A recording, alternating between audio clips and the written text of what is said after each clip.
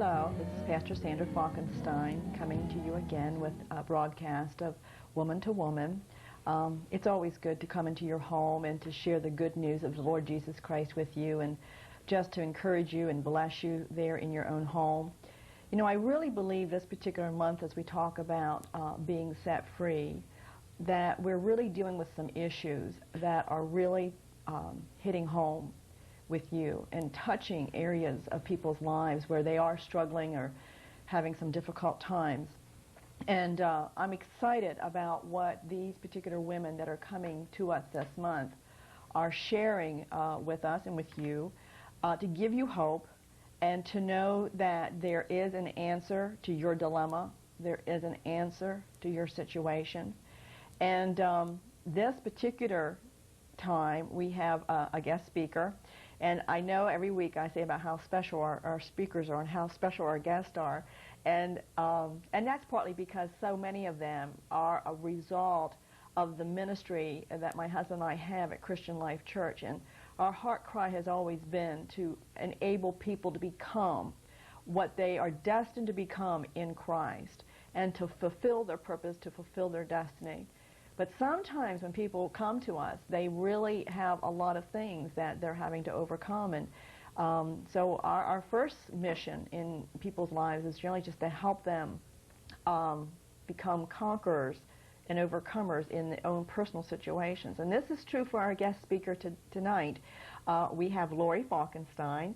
Now, if you notice, her last name and my last name are the same, and that's because Lori is our daughter-in-law, our son Jeff, and Lori got married 5 years ago, 5.5 years ago, I guess now, and she has, I don't even like to use the term daughter-in-law because she's so much a daughter in that we had 2 boys, so that when these young ladies come into our family, we just sort of grab them and we just make them a part of our family, a part of our life, and we just call them daughters. And so that's what Lori is to me.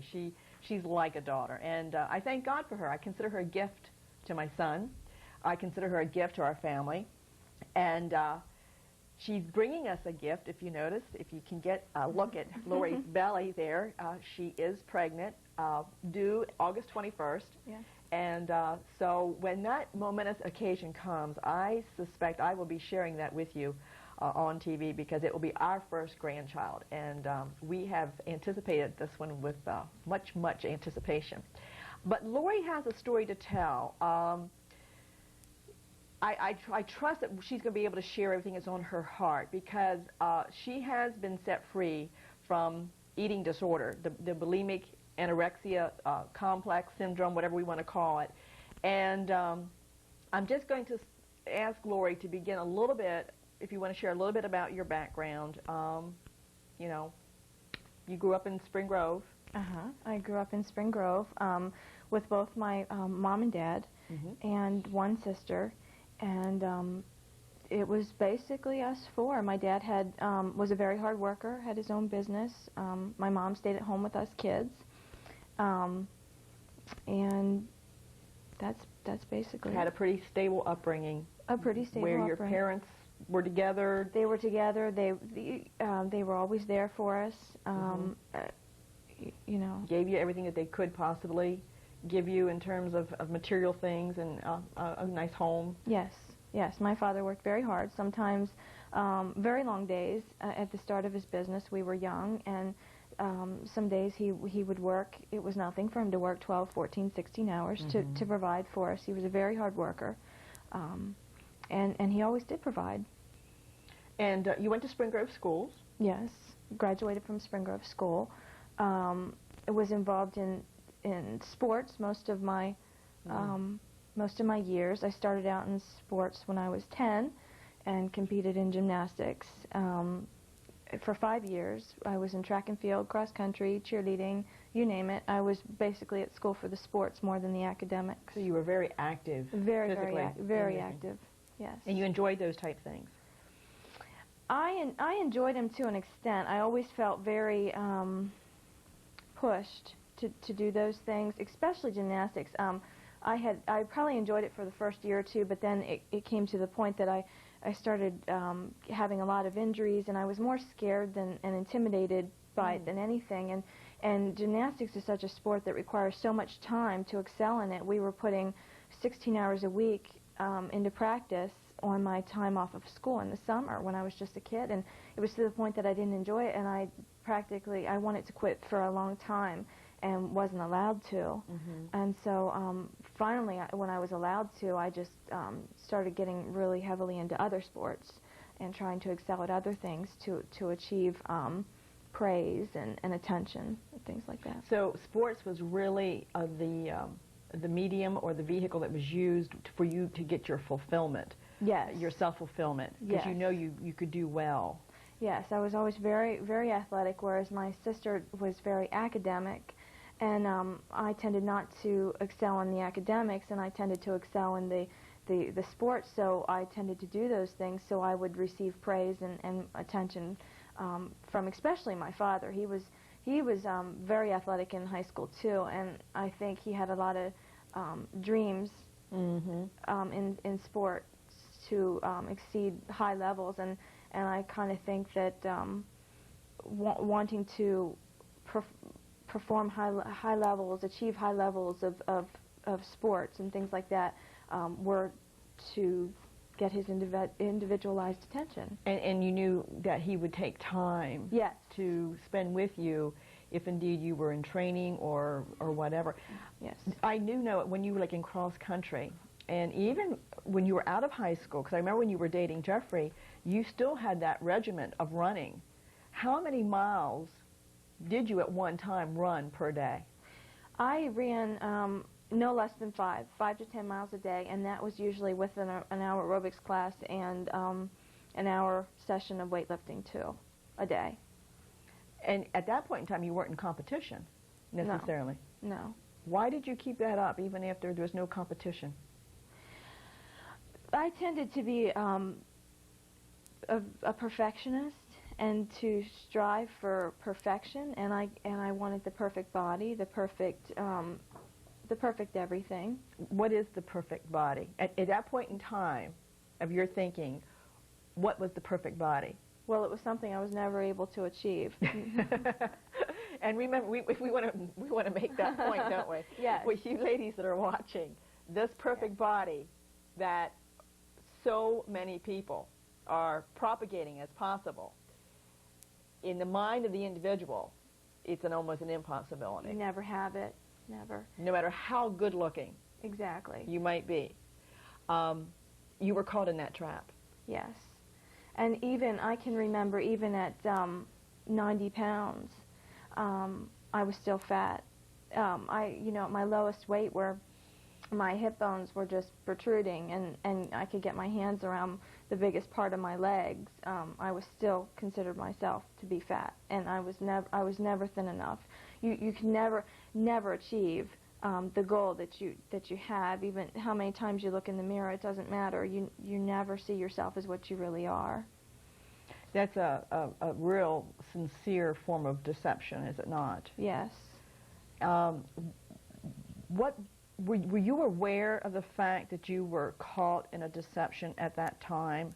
Or what were some of the emotions or some of the thoughts that you had when you were trying to achieve this perfect body, yet every time you looked at yourself, it wasn't there?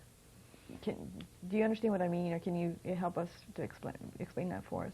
Frustration. I was very frustrated, and it tended to be a vicious cycle where I would try so hard and not achieve it, so the eating disorder would just, and the obsession and the compulsion would just become worse and worse, and it was just a vicious cycle that kept. How old were you when the like the anorexia bulimia thing is? There's a binging where you Yes. just stuff yourself with a lot of food, Yes. and then you purge it. Yes. How old were you when that started? Well, it all started when I was going into my 9th grade. I was 14, and I had just dropped out of gymnastics, so I had a real feeling of failure because I didn't achieve what I thought I should have achieved. And when you're told from time to time that you're not winning or you're not excelling because you may be a little too heavy, there's a lot of high demands put on gymnasts. You tend to think that there really is something wrong with you. So when I was 14, I was going into 9th grade, and I had a real self-image problem, and I started to starve myself and not eat. I would only eat if I had to, one meal a day, and that's because we were forced to at dinner time, of course. And I had lost at that time about 25 to 30 pounds before my parents had really noticed. I'll never forget, I had got on the scale when my sister had a friend over, and I was kind of bragging about the weight I was at, and she really got scared and told my parents, and that's how my parents had found out. Your sister got scared? My sister and her friend. And her friend. Yes. So they recognized there was something that Yes. was not just right here. Yes. And you were actually boasting about it. Yes. Because you thought you have achieved something. Yes. But in reality, you were starving yourself. That's right. And how did your parents respond to that? Did they realize that there was a situation here, or how did they handle that? Do you remember? They they were kind of scared. They were scared. I think that they didn't quite know how to handle it. Mm. And since my dad tended to be someone who could handle everything, he was a real provider and a real person that thought he could take care of his family. Mm-hmm. Tended to kind of take things into his own hands. Mm-hmm. And instead of being allowed to go and receive counseling somewhere, we kind of just dealt with it Within the family. Yeah. And therefore, they thought that it was getting better, and actually it was getting worse, because what happened is, when I was forced to eat, I would eat to pacify him and to please him again, and then I learned to vomit. Okay. And then the bulimia started. Okay. We're going to come back and pick up with this very important topic, because we know that this is a very present situation in a lot of women's lives. We're going to come back and pick up on that. Right now, our staff member, Angela Brandt, is going to come and give you an offer for the booklet we would like for you to have, so we'll be right back as soon as Angela's finished. Thank you, Pastor Sandra Falkenstine. My name is Angela Brandt, and I'm here to offer you this book. It's called The Decision Is Yours by Kenneth Copeland. It's a free book that we're offering. Every day we make decisions. We choose life, death, right, wrong. We choose Jesus or Satan. We choose to live or to die, even physically. This is a book that can help you make the right choices. This is a book that can teach you a little bit more about life. We're offering it to you free. All you have to do is call the church. It's at 792-9503. The number's on the screen all the time. There are people there that will be able to help you and minister to you. We would like to make ourselves available to help you. So call us today. Thank you.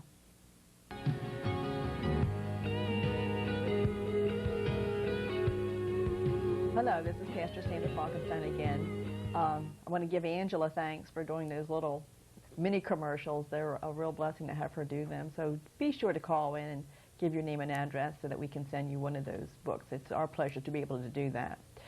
We have with us today my daughter-in-law, Lori Falkenstine, and Lori's been sharing with us sort of the regimental lifestyle she got caught in her athletic abilities and wanting to achieve the perfect body. And she just was sharing with us to the place where she was starting to starve herself, but then finding out that that was not working. At that point in time, you had shared your parents were, really felt that just by being an encouragement to you and being a support that you'd be able to overcome some things. Can you sort of pick up there and go on with once your parents were aware of it, did things improve? No, they did not improve. We went through a lot of frustrating times. I think at some points they didn't know how to handle it, and they didn't know what to do with me. I really feel that it was a very frustrating time for them. I think that it was a scary time for them, and I think that they tried to handle it the best that they could. Was it something that you were able to sit down and discuss and talk about? No, not really, because there was never any understanding there of how it came about. Mm. It is such a bizarre disease that you really have to have an understanding for it to be able to deal with it. And if you don't, it's really impossible to help somebody overcome it. And just the not knowing properly and how to deal with it. It only became worse. I think at times there was so much frustration that it would turn into screaming battles. It would turn into yelling, hollering, and that only made things a lot more tense. Did you try to because like no one likes to throw up, yet that is so much a part of this this thing. Yes. I don't know what else to call it. It's so much a part of it. How could you do that? I mean, did you obviously didn't like doing it, or did you? Well, see, and that's the weird thing, because I can remember watching a movie before I had developed the eating disorders, and that's what it was about. And I can remember watching it and thinking, that is so disgusting. How could anybody possibly do that to themselves? And I find myself in the very thing. That's because typically young adolescent girls who develop eating disorders are in very controlled atmospheres. They're talked to a lot instead of listened to. And they feel a lot of times that they can't really talk about the things that they're dealing with. And so with the downing of a lot of food, that's a way of dealing with your problems, because you don't feel like you have any other outlet. And then the actual purging and getting rid of it is getting rid of your problem. Okay. So it almost like those actions take on a symbolic. With food. Yeah. The problem never is really food, exactly. The problem is the other things in your life that you're dealing with that you feel like you don't have control over, or that you feel like you can't express. And so you're right, it becomes a symbolic thing with food, and you just down your problems. And then you end up feeling so guilty about everything that you've just did that you just get rid of it and then go purge it. Okay. And it's a very strange thing. It's even hard for our minds to comprehend. Well, I do know, and I like to just share with our TV audience a little bit. Lori had given me, in fact, she had asked us to tape a movie that was on TV, actually back in the latter part of '96, and because she wanted to see it. It was a movie entitled "Dying to Be Perfect," and she gave me that tape a couple weeks ago and said, "I really think you should watch this before we do this interview." So she said you'd have some understanding of what the life was like when you were caught in this bulimic anorexia situation. And my husband and I watched that, and it is hard to comprehend. But again, that individual in the movie was very athletic, a high achiever. So this conflict comes to individuals who really have some very high standards for themselves, and yet what it does, it tears them down. Yes. I mean, physically, spiritually, emotionally, it tears them down to where I know in the movie she couldn't achieve anymore, because the very thing that had gripped her was the very thing that was causing her to not achieve. The anorexic bulimics tend to be real perfectionists, and everything has to be perfect. They strive for perfection, which we know that that's not possible. Now I strive for excellence. Exactly. Instead of perfection. Yes, that's a good point. But you're so wrapped up in being such a perfectionist, and it is all part of the compulsive behavior. And that's exactly what it is. It's a compulsive behavior. Yes. Now, Lori, you are no longer dealing with this situation. Is that correct? Absolutely not. And yet you know that there's various ways that people have dealt with it. When they come to that place that they're saying, okay, I'm going to deal with this. Yes. Where do you remember that you personally made a decision that I've got to do something about this? I'll never forget it. It was approximately a year after we were married, and I had, now to make you understand this a little bit better, I had dealt with it on and off up until that time. Every time I thought I had it licked or I thought it was over. So you try to do it out of your own self-will. Yes. I'm going to yes. overcome this thing. And you had some success with that? Some, yes. And sometimes it would be gone for a period of a couple months, and I thought, okay, this is really it. I can really do this. This is great. Did a lot of reading, did a lot of self-searching, and I thought that I had this problem conquered. Yeah. But in fact it wasn't. It was a real self-image problem, and until I could let go and let God take care of it and give me the self-image that only God can give, it was not going to be taken care of. So anyways, I got married, and my self-image was wrapped up in my husband, And which can very easily happen. Yes.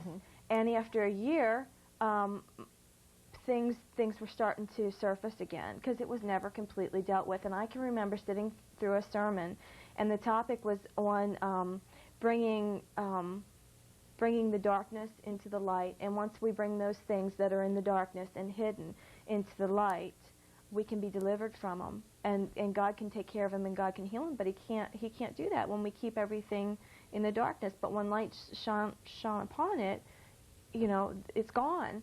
And that hit home because I knew that I still had a real problem, and I was kind of scared to tell everybody that this was a part of my life still, because most people, including my husband, had thought that this was over and gone, and it wasn't. Did Jeff know when you got married? Did he know? Was it called what it actually is, the anorexia, bulimia? Did he know that you had suffered with this? He did. He knew I had suffered with it, and he had really believed that it was all taken care of. Even when you got married, he Yes. thought it was conquered. Yes, and that's why I had such a hard time coming to him and telling him. But then, like I said, after that message, I just knew that I've got to do this to really get over this thing. How did you feel knowing that you were coming into a ministerial family, you know, where his parents were involved with ministry, and even when you got married, Jeff had a little bit of a hand in ministry. How did you feel about that? Was that scary to you, or did you sort of see that maybe this will help be a source of help and encouragement? I seen it as both. I love this family, and I always felt that I could. I knew that I could come to anyone and let them know what I was dealing with, but yet I was kind of intimidated too. Just the fact that I had never grown up in that type of atmosphere, and just the fear of not being accepted, or rejection. Yes, and just the shame. I dealt with so much shame and so much guilt that I didn't even want to let anybody know. So I really dealt with both. I really knew that there'd be an understanding there, but with eating disorders, there's so much secrecy involved, and it is a vicious cycle. It's shame and fear and everything, and I just felt like I could deal with this sometimes, and I felt like if nobody knew, then they would just keep on loving me the way I was. Yes, yes. So as long as we kept it secret and nobody knows, then I know everything's okay. Everything's okay. Now, you said there was a period of time after you were married that you were not dealing with this, but Right. then it showed up again.